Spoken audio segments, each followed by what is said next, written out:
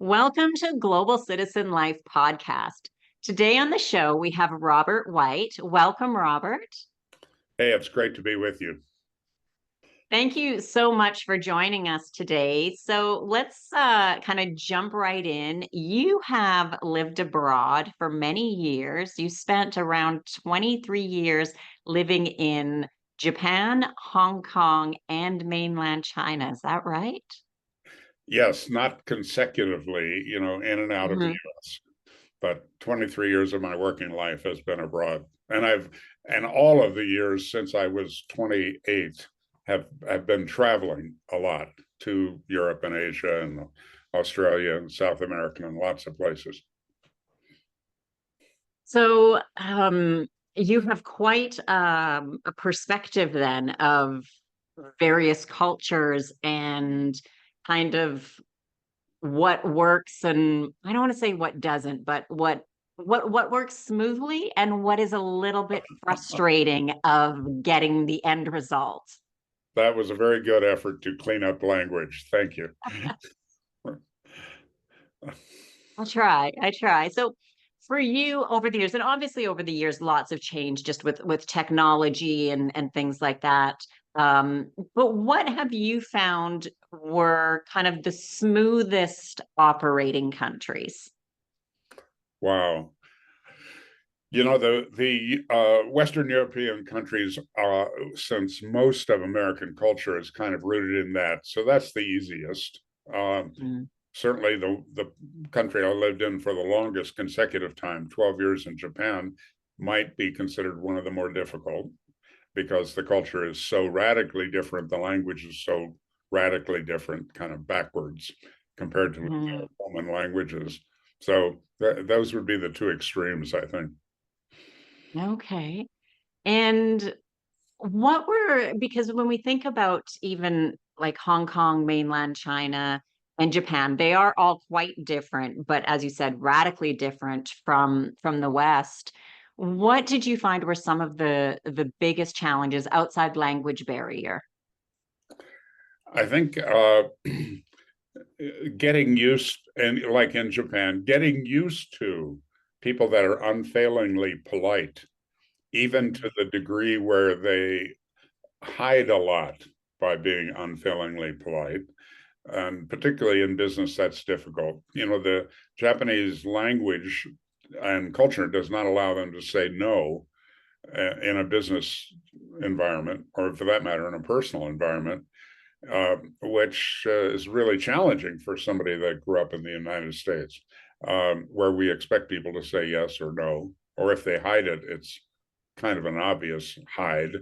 The Japanese are absolute geniuses at saying no without you knowing it, and they will string you on for years, not realizing they'd already said no. So I think that's been clear. Hong Kong's an interesting place because it was so influenced by the British, Mhm. occupying it for all of those years.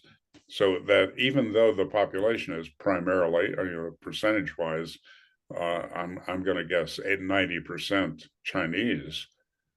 The Hong Kong Chinese are decidedly different than mainland Chinese, or they become so in living there, and the influence of the British. It'll sound like I'm changing the subject. I'm not.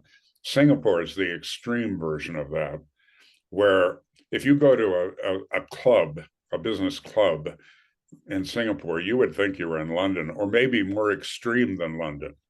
I mean, you better have not only Mm. your tie, but it better be uptight, and your shoes had better be leather, not a running shoe, etc. That kind of thing. Mhm. So they're more British than the British on the surface, but you go out on the street and there's Malaysian food and Chinese food and Japanese, and it's still an Asian city, but it's got this veneer of the Brits and a Right. formality. And Hong Kong has some of that. Still has some of that. So it's or if you look at Japan, where they're wearing a suit and a tie, and it's 90 degrees temperature and 90% humidity in the midsummer. but they got that suit and tie on. That'd be very uncomfortable. Yeah. So, I mean, there's those little distinctions that you notice on a daily basis. And then there's the things that get a little more sophisticated, particularly in business. Mhm. And when you were there, were you there alone, or did you move with your family, Well, or both in some parts? my first foreign experience, I was 30 years old. I was running a company called Mind Dynamics, which was kind of one of the pioneers in the human potential movement. I had attended their seminar. I sent a lot of people to the training. They found out about me and hired me to run the business of that business, not the training side. And so in doing that, I set up 7 foreign subsidiaries. So for a 30-year-old guy who had not really been out of Green Bay, Wisconsin, you know, It's a big to change. get to travel all over Europe and Australia and England, and it was just an incredible experience. And Hmm. in doing that, the one country that I said no to was Japan. We were in overwhelm. We were growing really fast, and our Hmm. staff was stressed. But also, it was that the language is the opposite, pretty much of English or any Roman language. And the expenses were huge because our program depended on having meeting room space. And if there's one thing Japan does not have, it's space, right? Right. And so what space is available is extremely expensive. So after spending a week there and realizing that I am in the strangest place I've ever been in, and so I said no. And they pursued me for the next 2.5 years as my life went through some changes. And Hmm. but every month I could expect an outreach from the people in Japan wanting us to bring our programs there. And finally, I had there was an ownership change at Mind Dynamics that didn't work for me. I resigned. I started a company called LifeSpring, and it was my company. I owned it, but it didn't work for me. Uh, I, and that's a different conversation about what I learned there and what I now do in terms of working with executives on team issues. My team was a mess when I started LifeSpring and continued to be so. So I sold it to the staff, one of those nothing down and forever to pay Okay. arrangements. They Hmm. didn't have any money, and the company was totally financed by me. But I had spent all of my money doing that. So now I quit my own company and found myself unemployed with a family, with a mortgage, with and no money, like zero. And I'm kind That's of a tough place to be. you could argue I'm unemployable. So the people from Japan called me and they said, "Come for just 3 months, and we'll pay you for 1 year." Wow. I mean, I'd said no for 2.5 years, so this was their, I think, final offer. But hmm Well, they happened to hit me right when I'm broke, and so I went to Japan for 3 months without my family, and okay. um, and that 3 months turned into 12 years. So, Wow. so one of the trainings we do not offer is planning. It was totally an entrepreneurial, opportunistic decision. But Hmm. I brought my family to Japan for a year and a half, and then that contract expired, and once again, no income. And they also cheated me out of some money that was put aside in supposed Oh, trust. So then I sent my family back to the U.S. because we couldn't afford to stay for them to stay in mhm. Japan for a year. But then they joined me. So most of my, like 10 years of my 12 years, included my family. I have boys who attended St. Mary's International School, the primary private school in Tokyo. And I had a wife who, in 12 years, did not learn one word of Japanese, I think. Uh, she was a quiet resistor. She was Okay. also she's also beautiful and charming, so there were always Japanese men very eager to help her. Wow. So she didn't really need to learn anything. She didn't need to learn how to do that. She was great, and she never complained about being there. But Okay. it is also true that we bought a ranch in Northern California for my son to ride horses. We bought two retreats in Maui for us for holidays. Mhm. She spent more time there than she did in Tokyo near the last few years of that marriage. So Okay. she made it work for her quietly, and and I was single without the benefits. It was the line that came up. Oh, yes, I understand that. It also allowed me to become incredibly close to the son that we raised there. Okay. So that was a benefit, actually. Definitely. So anyway, Definitely. that 12 years changed my life for the better. We developed 7 training centers in Japan, pioneered that experiential learning methodology in Japan, and served 1,800 companies and uh, Wow. over 500,000 graduates eventually in Asia, and 150,000 of those were in Japan. So Wow. it became my headquarters. It became my home. Uh, an interesting thing that happened. I was thinking about being with you today, and I thought about this.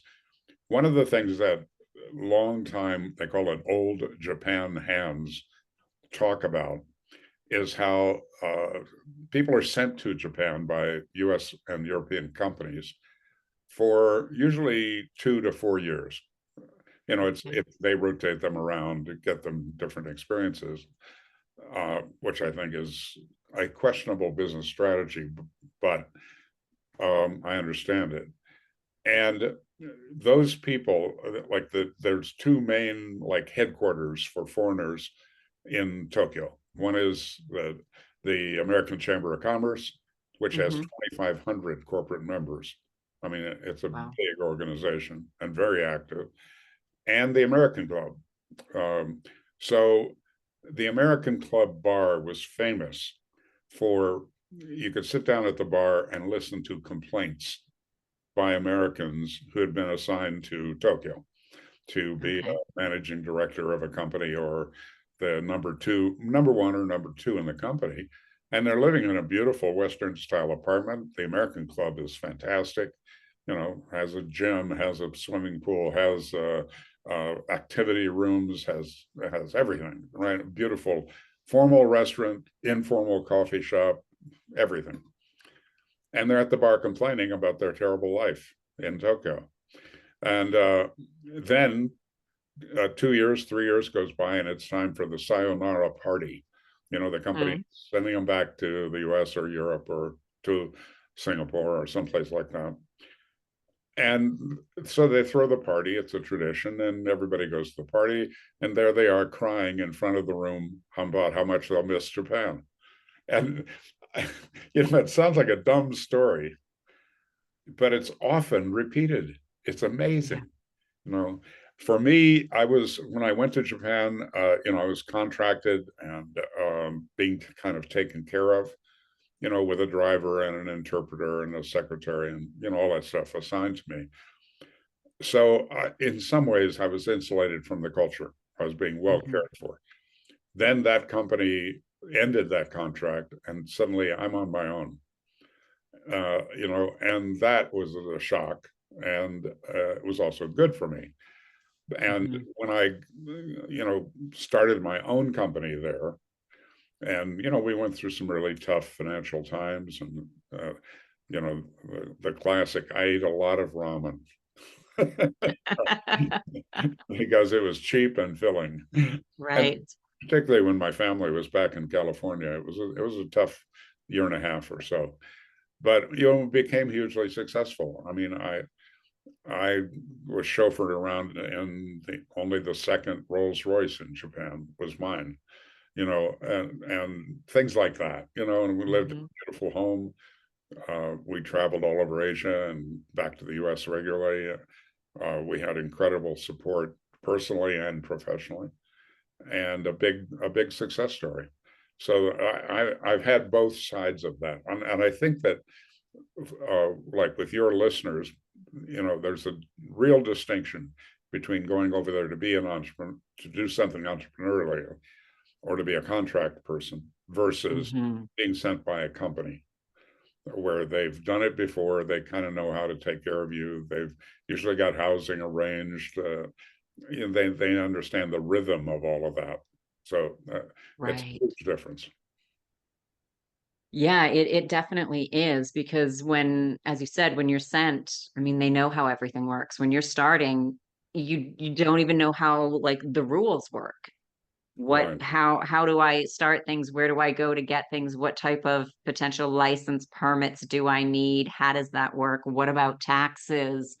All of those things. Like it is very different to be not only moving and everything that goes along with that personal aspect of finding housing, where do I eat, buy groceries, find whatever I need, the language issue, and then on top of that to be starting some new business that just adds like tenfold of stress to the whole situation.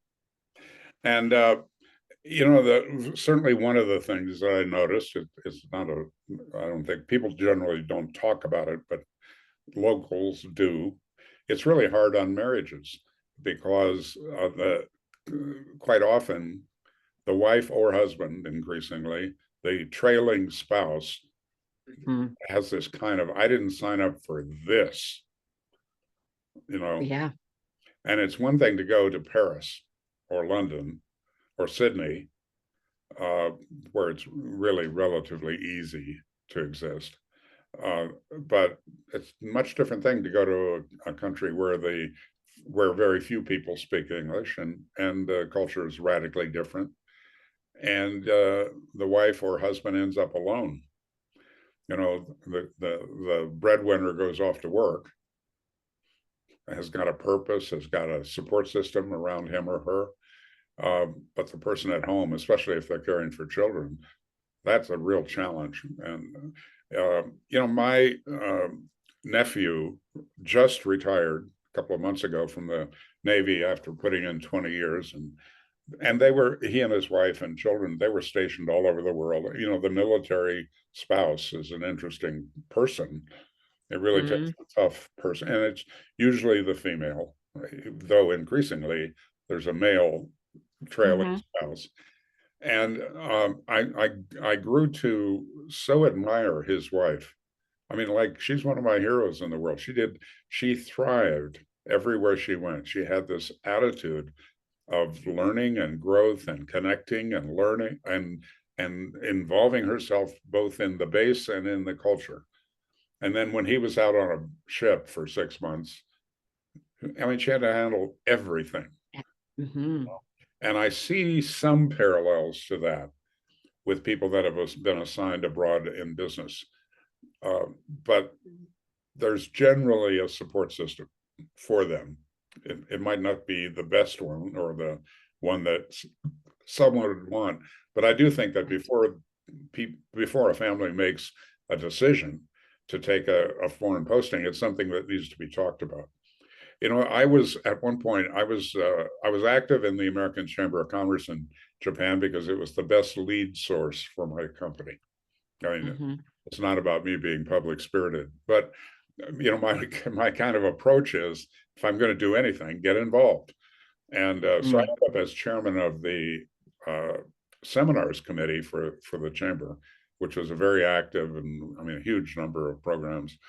And eventually I was on the board of governors. But when I was on that seminars thing, I got introduced to a young couple.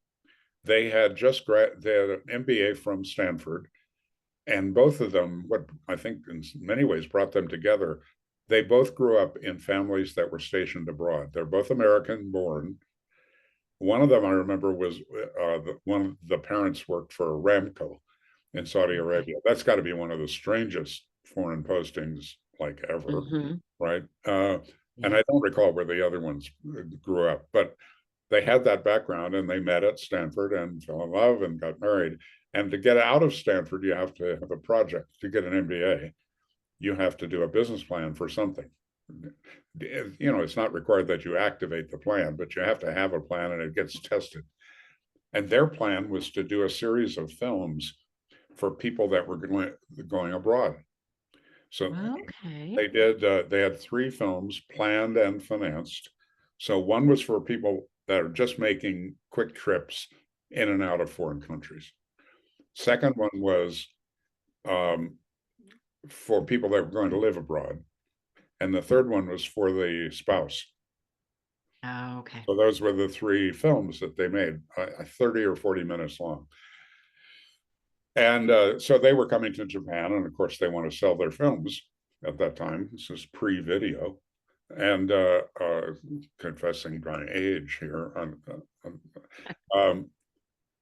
But what the fascinating part of the story was, a 4th film fell out of making the 3 films, which was called Welcome Home, Stranger. Oh, yes. So I also had, and then I watched the film and I'm kind of fascinated, but I hadn't left Japan at that point. And boy, when I went back to the US after 12 years, I experienced that entire film like in blinding moments. So there's the change of going abroad, Mm-hmm. and there's another change of coming home, because you make up stories. This is my explanation. You make up stories that are all positive about coming home. You remember this idealized America. Mm-hmm. All the good things that you missed and you enjoyed, and it's going to be wonderful to go back. And I remember, I literally remember flying from Tokyo to, and then at that time you had to go through some West Coast city to go anywhere. And I was going to come to Colorado actually for the first time, not the first visit, but to live there for the first time. It's where I chose to live. So Mm-hmm. I'm in LA, and of course, I've got no coins. And at that time, you needed coins to make a phone call. So I went to what it's called, Hudson's, you know, the Okay. Yep. right, Yep. Like the kind of bookshop type place. and chewing gum and whatever. Mm-hmm. And Mm-hmm. so I went to him and I said, and I only had $100 bills. So a lot of them, admittedly, but they were only $100 bills. I had no change and no telephone card, or, you know, you just couldn't do things that you could do today. And so I Right. went to him and I said, could you change this for me, please? And I got savaged, you know, we're too busy to do stuff like that, you know. We're What not. happened to the niceness of Japan? Yes. And I went, you know, what is the line from Wizard of Oz? We're not in Kansas anymore. Well, you know, That's right. we're not in uber polite Japan anymore. You know, No, I'm home. I better adjust. Well, that took a longer than just that episode, I assure you. And I bet. you know, I moved to an exclusive gated community outside of Denver, and thought, well, okay, I'm protected from this crazy American culture, but it wasn't. That's not how it turned out. It wasn't just a one person thing. Yeah, but I think that whether you're going abroad or coming back requires a mindset of flexibility, of opportunity. You know, that you look at it as an opportunity.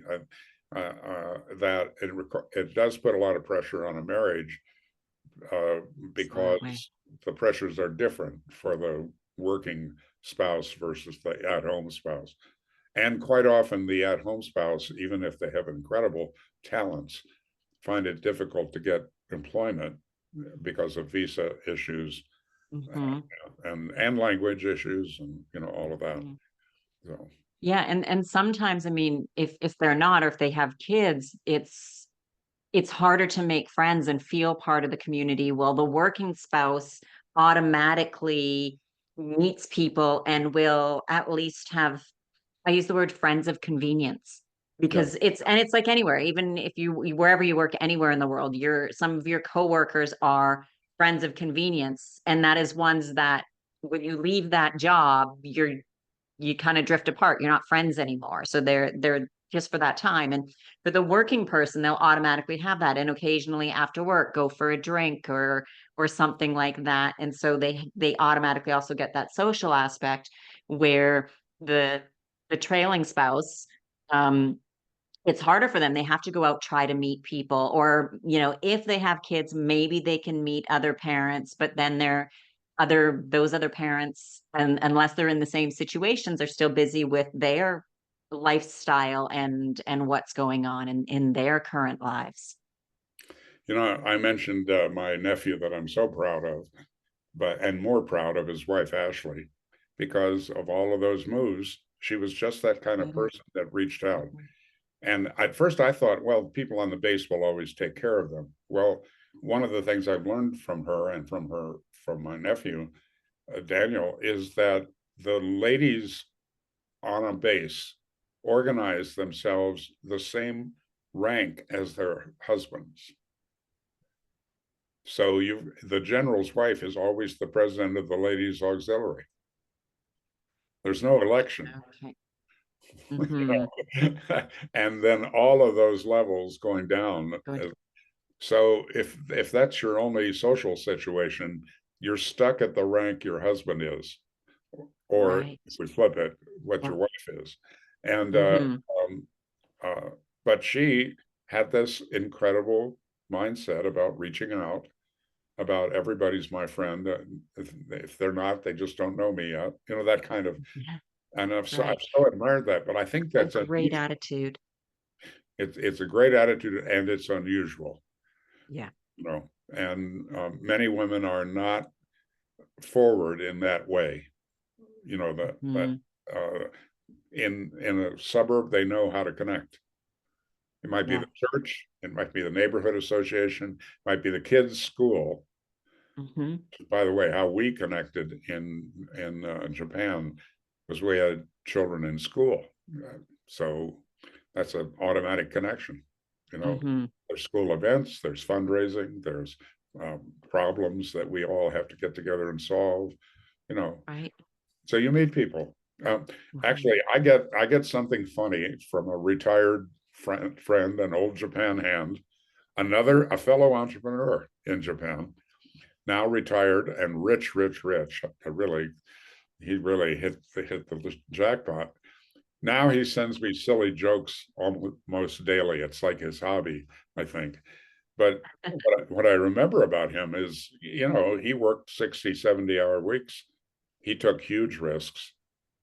He got involved in a big Japanese company as a partner, did not work out well, lost millions of dollars, and persisted. Hmm. Now, what helped him was he was there because he was there in the military. He was, in the army, assigned to the occupation army in Japan, and married a Japanese woman. Fell in love with a Japanese woman and came back to marry her, and Okay. stayed. Hmm. You know? So, but his story is so unusual because he had that, in effect, coach at home who knew how to connect to the neighborhood, who knew how to get things done, who Right. who could be his interpreter before his Japanese improved, you know. So Mm. that's kind of an unusual story. I don't think that's not normal.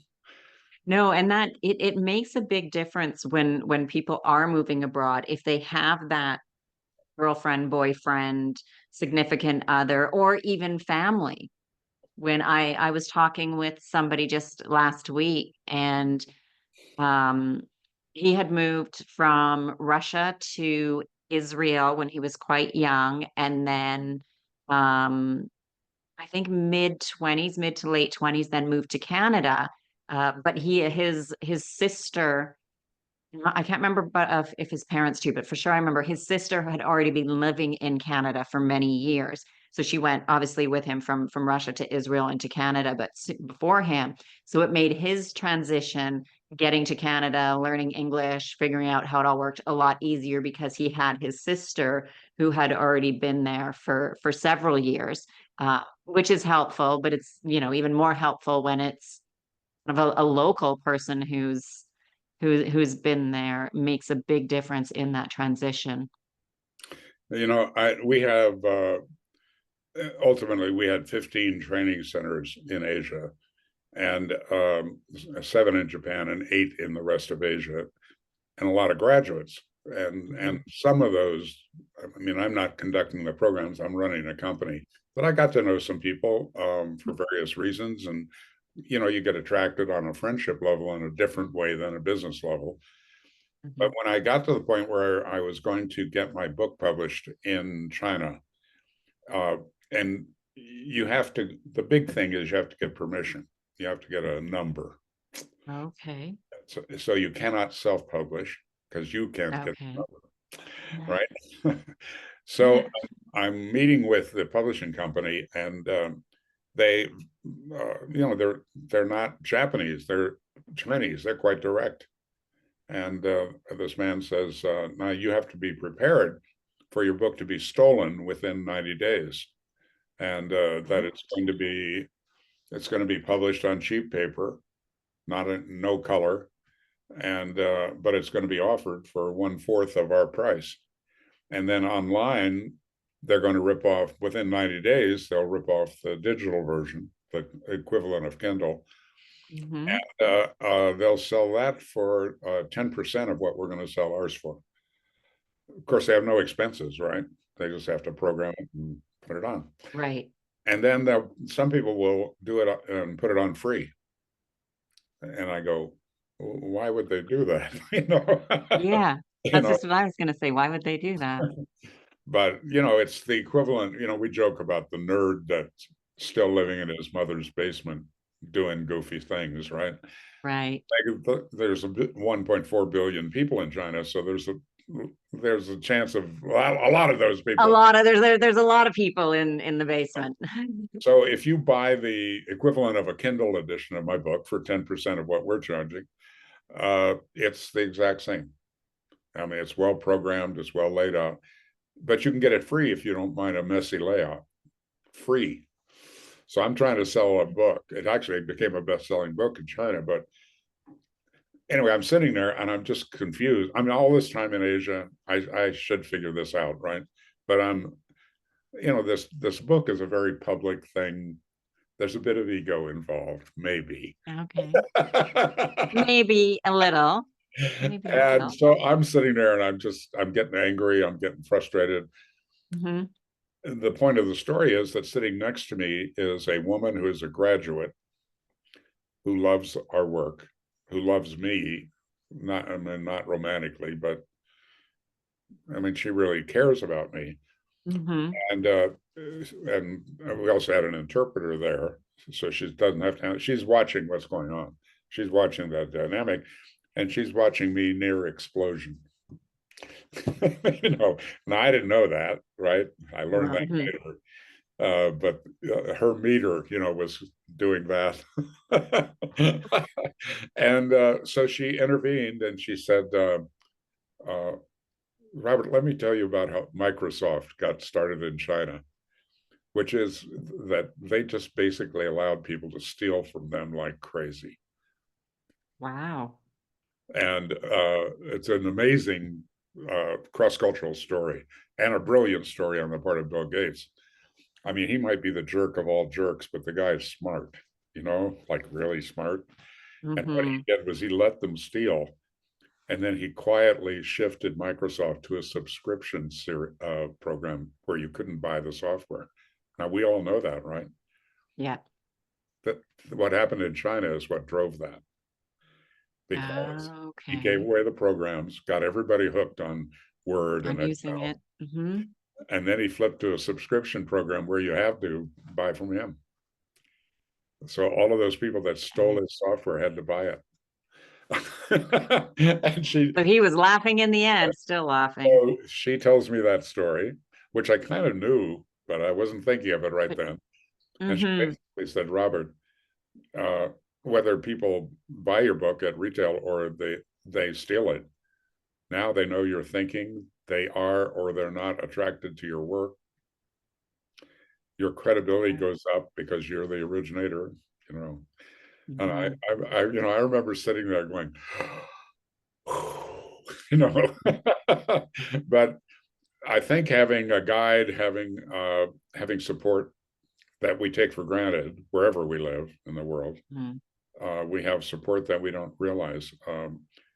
The Zen saying is that fish don't describe water very well, Right. whatever And we're living in.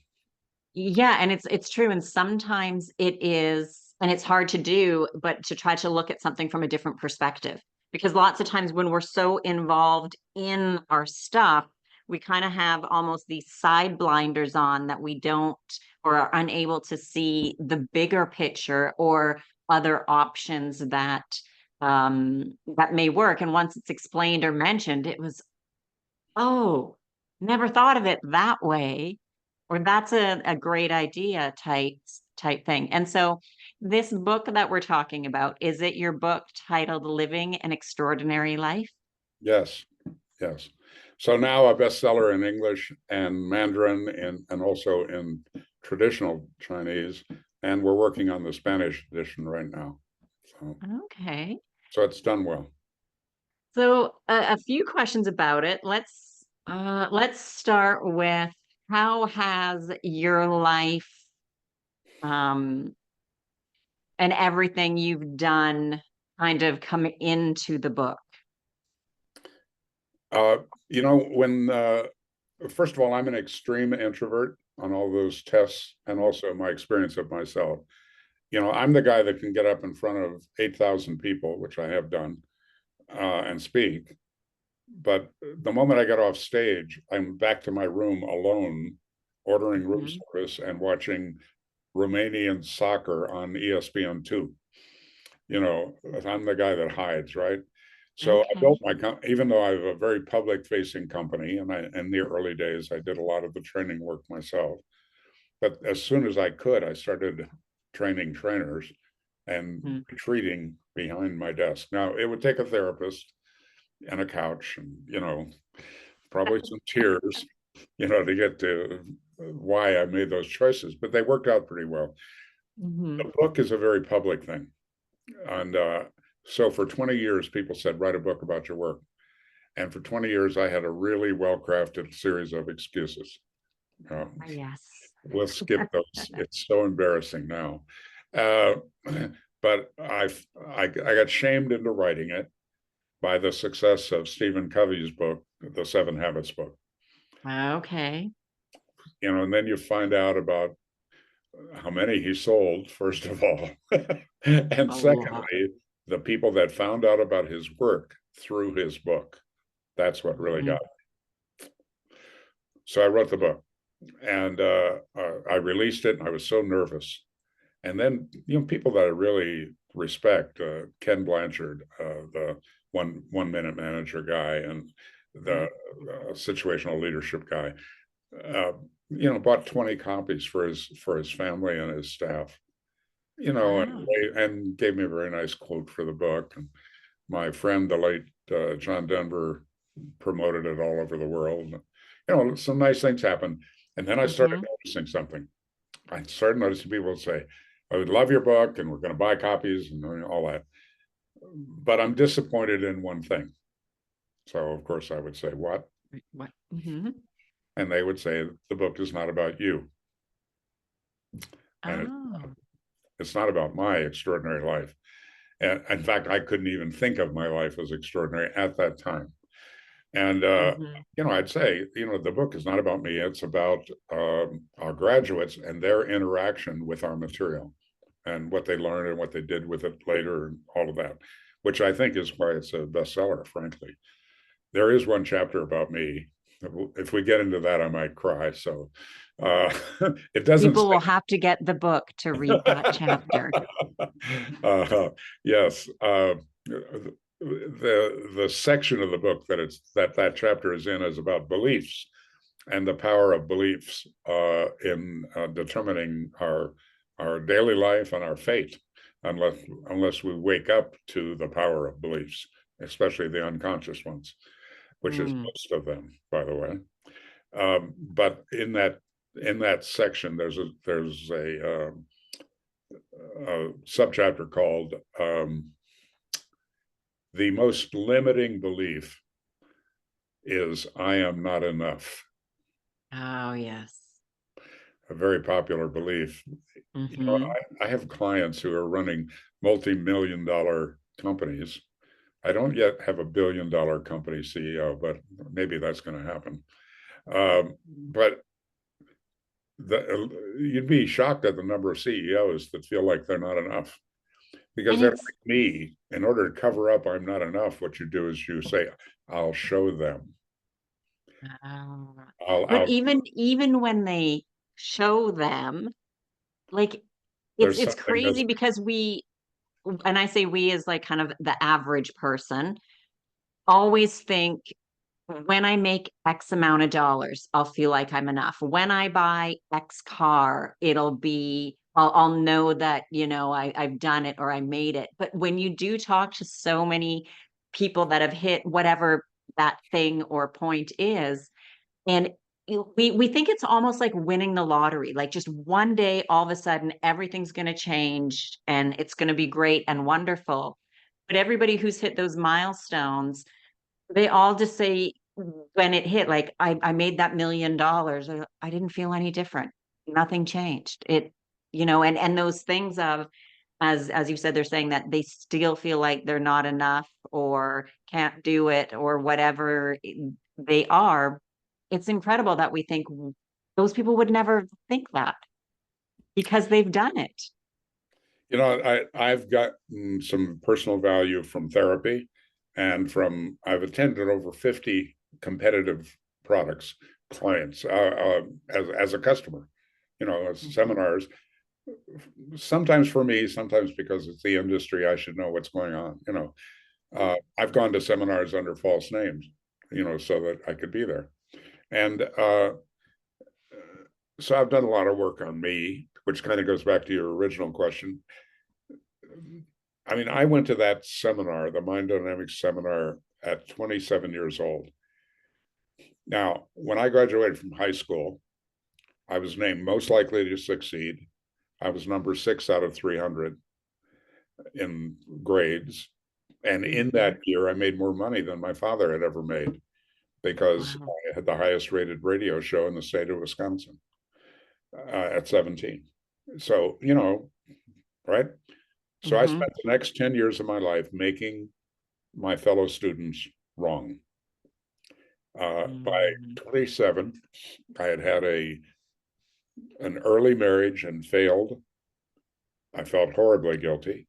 Of course, I don't talk to anybody about it, but that's how I felt. Hmm. I had had 3 heart attacks and Oh my gosh. daily chest pain, and been told I would die by 35, that there was nothing they could do. And uh, my little business was late on payroll. It was struggling and messy. So I go to this seminar, which does not talk about business, does not talk about money, only talks about me. So I find out I'm the one in the way of everything. So Mm-hmm. my income triples the year after the seminar, goes up 10 times the following year. I start making more money in a month than I ever made in a year. Wow. And then I take a 70% pay cut and go become president of Mind Dynamics. Big decision, high risk. And there's, of course, I'm sharing this with you because there's a message in that, right? Yeah. Right. And then later, the decision to go to Japan, big risk. Hmm. Yeah. And if I look at my history that's in the book indirectly, it's that I kept learning, built on a pretty strong foundation of the Mind Dynamics experience, and I kept taking risks. So if I'm talking to somebody, because people do seek me out about taking a foreign assignment, Hmm. it's pretty common. I do talk to them about make sure your marriage is solid or moving toward solid, make sure your kids are at least entertaining the idea of this being an adventure. So a lot of personal things, Yeah. but on a one-to-one basis, I'm the guy that recommends people taking more risks. I mean, our most common emotional response, unfortunately, is fear. Hmm. And that goes back to caveman days, when you really had a lot to fear all the time, right? Right. And that fear kept you alive. Yeah. So we still have it. And it's some people that have a little bit of awareness, I think, notice that, geez, I'm feeling fear and I shouldn't. People Mm. kind of know that. But if what we do then is retreat into logic. Yeah. Well, I don't know if taking that job in Helsinki is really the right career choice. That's not what it's about. It's about fear. Right. Yeah. That part of what if it sucks and it's terrible and I hate it and all Yeah, those negative things. right. But the book is about others. But what's behind the book and the career that drove it is my personal journey of and I've made a lot of mistakes. But I semi-retired at 46, moved to Aspen, Colorado, bought Mhm. 76 acres just outside of Aspen, Wow. a Nice. 15,000 square foot house, bought a jet, all of the things that the nouveau riche do, right? Yeah. Joined joined 6 nonprofit boards, traveled with John Denver for 6 months. I skied 80 days a year, you know, Wow. uh, and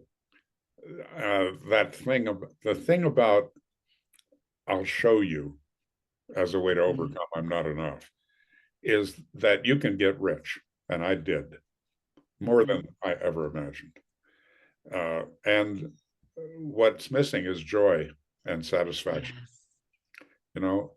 So I started in that big, huge, beautiful home with everything, more money than I could spend. Uh, my former wife tried. Uh, and anybody that buys a jet knows it's just a ridiculous luxury. But I started waking up most mornings thinking there's something I haven't done, and God's been preparing me for something and I haven't done it.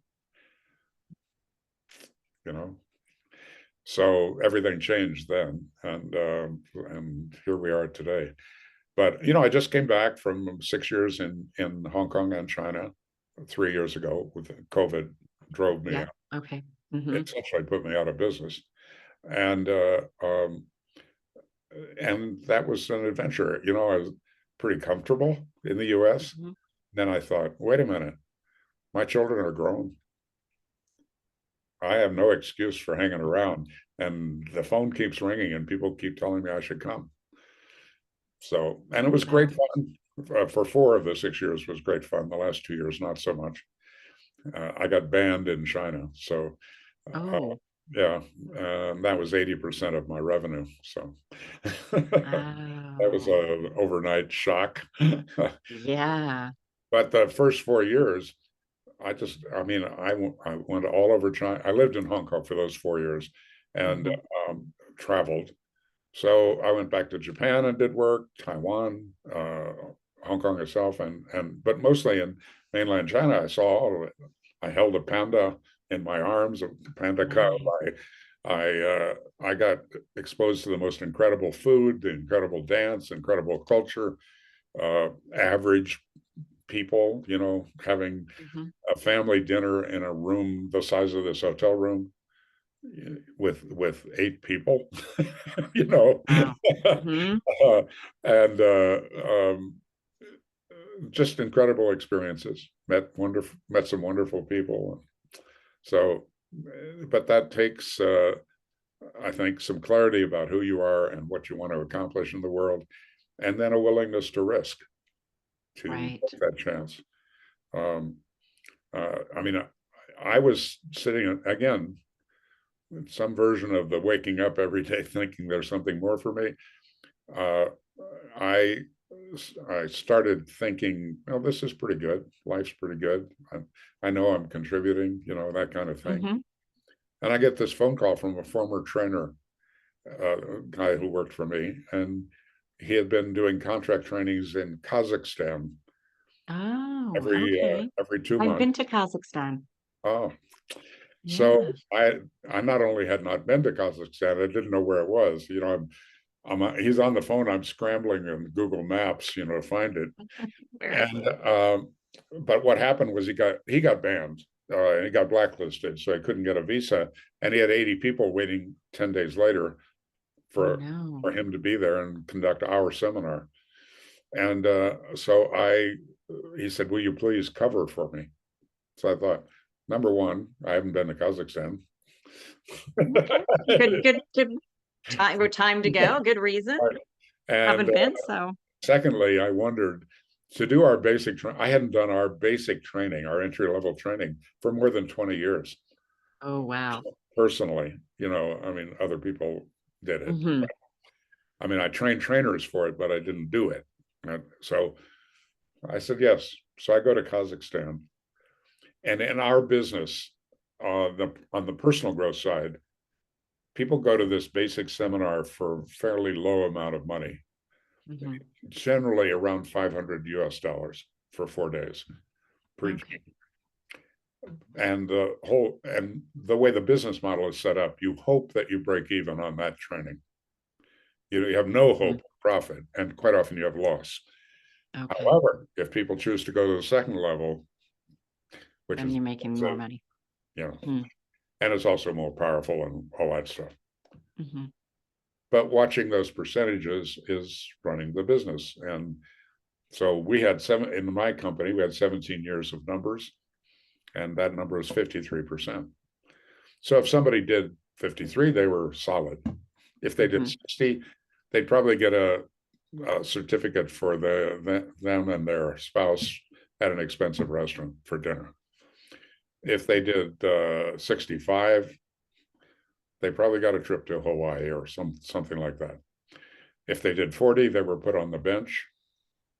If they did under 40, they were fired. That's Okay. the model, right? Yeah. So I go Yeah. to Kazakhstan, working through an interpreter, which I've done a lot of in my life, and we did 90%. Wow. In our industry, that's never been done. Never. So I'm sitting on the airplane going to Frankfurt from Hmm. Almaty, Kazakhstan. And I don't drink on airplanes, but I had a glass of champagne. And I'm thinking, you did good, buddy. Yeah, you did good. Really That good. lasted for about this long. And then I thought, what in the hell just happened? And what I realized is that what had happened was my life, that Mhm. I was showing up, that I had knowledge beyond my knowledge of the training, that Mhm. that me as a human being was showing up in a way that worked, which is actually that experience has led to what I do now with CEOs, and their teams. But uh, they signed me up for 5 more trainees immediately because they had never seen that, right? Right. Yeah. So, and then I fell in love again. Um, Yay. the most beautiful, well, you've been to Kazakhstan. The most beautiful I women in have. the world might be in Kazakhstan. It's that Hmm. meeting of Europe and Asia, Yes. and just the most stunningly beautiful women I've ever seen. And charming and wonderful. And the guys are jerks. So some reasonably nice guy from America really is attractive. It helps. But it was an incredible experience. And then that got me back to China. Okay. And then that got me to Hong Kong and 6 years of my life. So, but again, I didn't know any of that. Again, we're not teaching planning. I mean, and truly, like we can only connect the dots behind us because we don't know what's going to happen. And I always say, whenever anybody puts in too much of a plan, then life is going to hit them. It's good to have a guideline of where we want to go, what we want to do. And some things need a bit more specific plan. But if it's too much of a rigid, this is how things are going to go, it's not going to go that way because things just happen in life. It throws us curveballs, and that's how we learn. That's how we grow. That's how we deal with things. I generally don't like to use the word failure. I call them learning experiences. And Yes. some of them are really hard. Yes.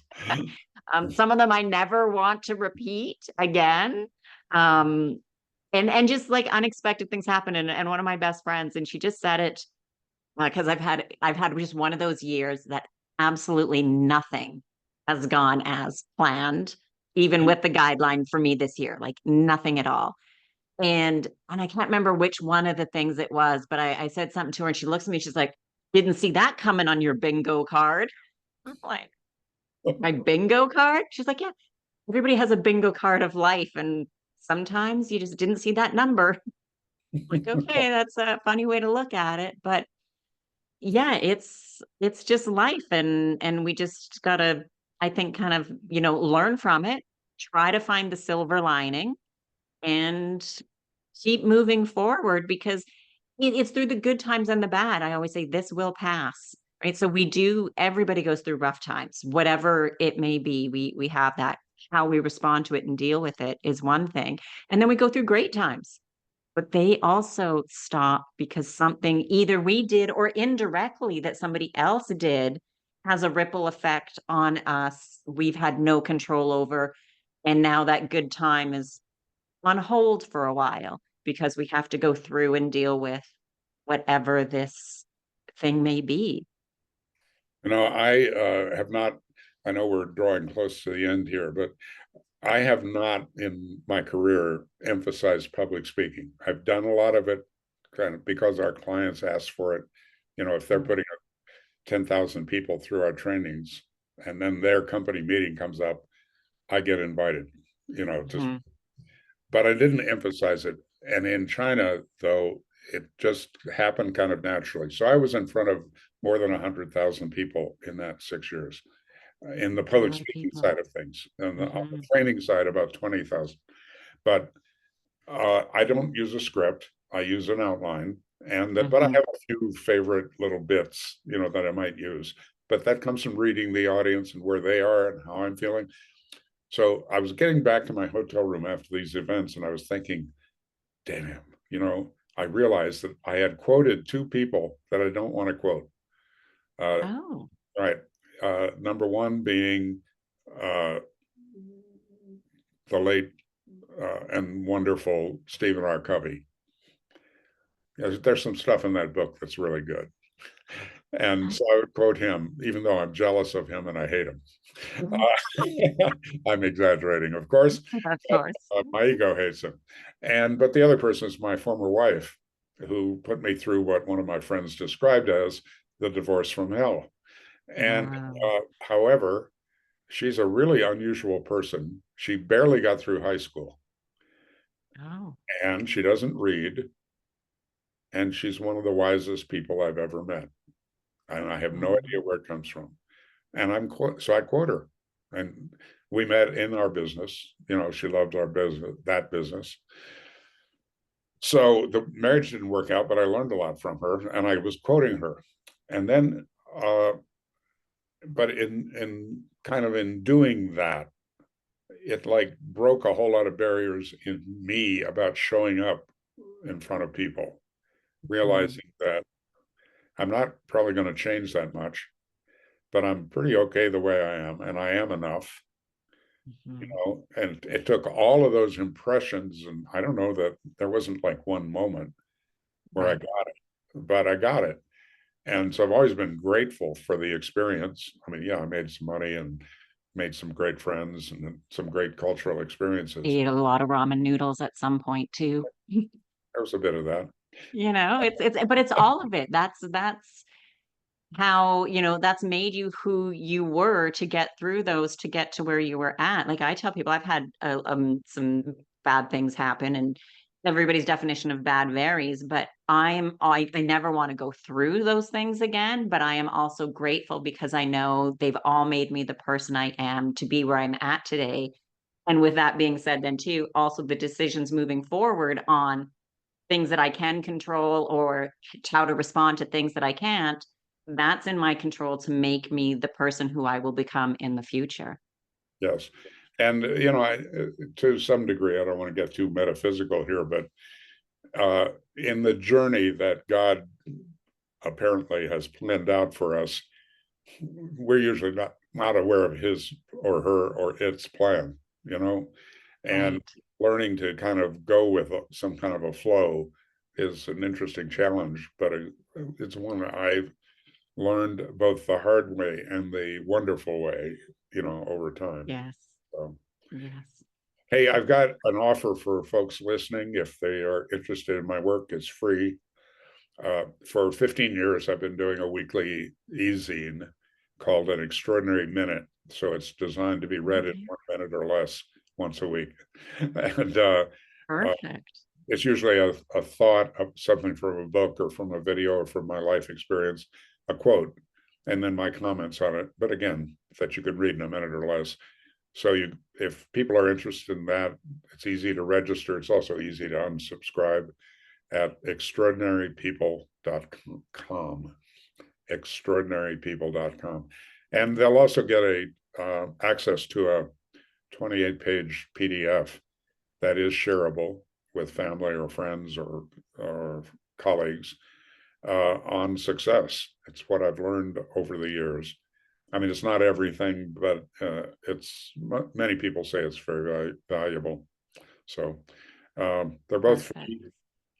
Extraordinarypeople.com puts us in relationship. If they comment on the e-zine, I read every one of them. I answer most of them. So Well, I'll make sure to put links into the show notes to make it easy for everybody. And just kind of one final question. How do you define living an extraordinary life? I mentioned I had trouble quoting my ex-wife and Dr. Covey, and now I'll do it again. There's a great book by Simon Sinek about why, find your why, and it's about purpose. So I think living an extraordinary life is one where there is alignment between your deeper purpose, your values, your beliefs, and your behavior. That's extraordinary. And it's going to be different for different people. There are Uber drivers that are living an extraordinary life because they're doing what they really believe they should be doing, and it's working for them. And we all get exposed to people like that and wonder, wow, what is it that's so attractive about that person? It's a spirit thing, not a financial success or whatever. I believe Elon Musk is living an extraordinary life because he's both smart and gutsy, Yeah.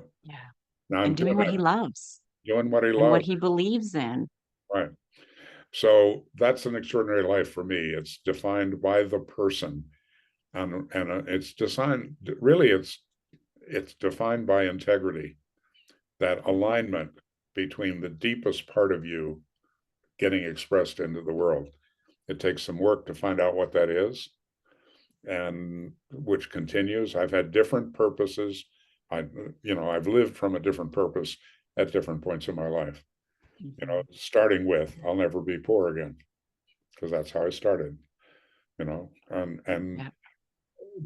but so that's adequate, but it's not complete. For me, it was missing joy and satisfaction. So I think we're all on that journey. My book is designed to accelerate it a bit. So from that standpoint, I do recommend it. Absolutely. I definitely will be getting it myself, and I look forward to reading it. And Robert, I just want to say thank you very much for your time today. My great pleasure. I'm